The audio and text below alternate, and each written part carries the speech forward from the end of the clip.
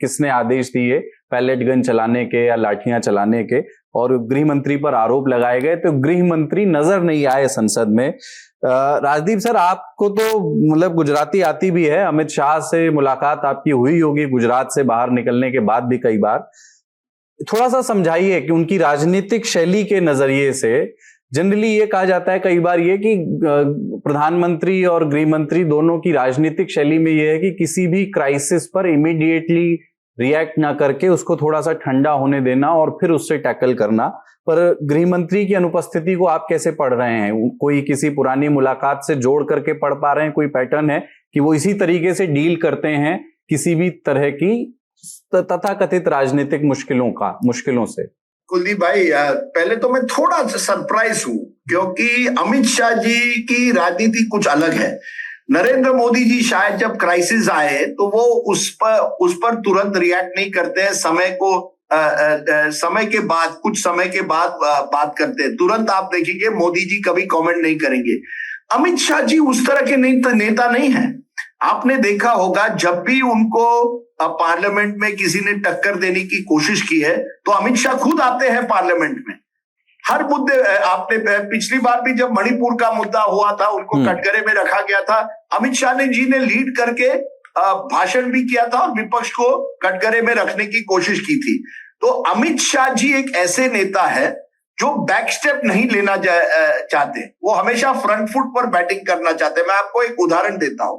मुझे लगता है 2002 का वो बड़ा चुनाव था गुजरात के दंगों के बाद, तो हम वो चुनाव गुजरात में कवर कर रहे थे। अमित शाह जी की एक रैली थी अहमदाबाद में और मैं और मेरे कैमरामैन वहां पहुंचे थे और जैसे ही मैं पीस टू कैमरा कर रहा था या लाइव की रिकॉर्डिंग चल रही थी, मैं उस मीटिंग को कवर कर रहा था, पीछे से कुछ लोगों ने मुझे पुश किया और एक दो ने लात मारने की भी कोशिश की, यानी पीछे से मुझे एक तरह से टक्कर देने की कोशिश की। तो ये दुर्भाग्यपूर्ण था, हमको वहां से हटकर कहीं और जाना पड़ा क्योंकि इमोशंस वर वेरी हाई, लोगों की भावनाएं, गाली गलौज चल रही थी, कई चीजें हो रही थी उस जमाने में। आपको मालूम होगा वो चुनाव जो था बड़े पोलराइज्ड ध्रुवीकरण का वो चुनाव था दंगों के बाद। तो जब रैली खत्म हुई तो हम अमित शाह जी से मिले। मैंने कहा अमित शाह जी देखिए, कुछ आपके जो समर्थक थे उन्होंने हमसे इस तरह से अच्छा बर्ताव नहीं किया कि हमको पीछे से वो पुश कर रहे थे जब हम लाइव करने की कोशिश कर रहे थे। तो अमित शाह जी ने स्माइल किया और कहा, राजदीप जी आप एक्सपेक्ट और क्या करते हैं, ये तो क्राउड है, कुछ तो होता रहेगा। तो देखिए अमित शाह जी ऐसे व्यक्ति नहीं है जो कहेंगे नहीं नहीं सॉरी ये जो हुआ गलत हुआ, नहीं होना चाहिए था। वो तो बिल्कुल ओपन अपनी मैं 56 की छाती तो नहीं कहूंगा, 46 इंच की छाती कह लीजिए, लेकिन तैयार थे आपके सवाल का आपको एक तरह से टक्कर देने के लिए, खास करके पत्रकारों के लिए।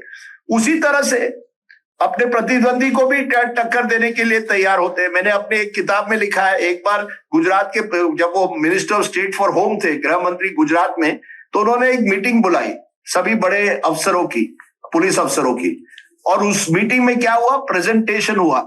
एक इजरायली स्पाईवेयर जो स्पाइंग करती है, फोन टैपिंग करती थी, उसका एक डेमोन्स्ट्रेशन हुआ।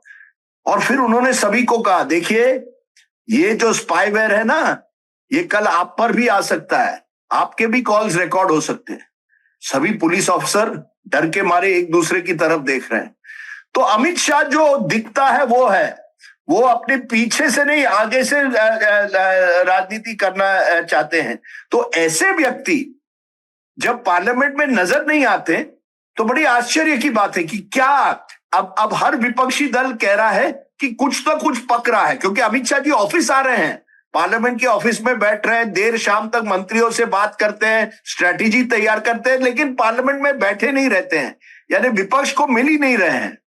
इसलिए सवाल उठ रहे हैं कि क्या अमित शाह ने कुछ रणनीति बनाई है, क्या वजह है इतने डिफेंसिव? जो व्यक्ति हमेशा फ्रंट फुट पर बैटिंग करते हैं वो इस पूरे जो 20 तारीख को हुआ उसके बाद बैकफुट पर क्यों चले गए हैं?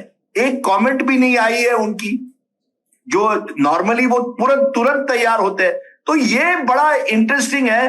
मैंने तो वो फेमस स्टोरी तो मैंने बताई है, वो किस तरह से मेरे किताब में लिखी है, पहली चुनाव भी कैसे जीते थे वो लोग, पढ़े किताब और जानेंगे। अमित शाह कुछ चुनावी रणनीति में उन्होंने पीएचडी कर ली है, लेकिन उनकी पॉलिटिक्स भी एक तरह से ऐसी है जो मिसिंग इन एक्शन MIA जो पिछले एक हफ्ते, यानी ये बहुत ही सरप्राइजिंग है।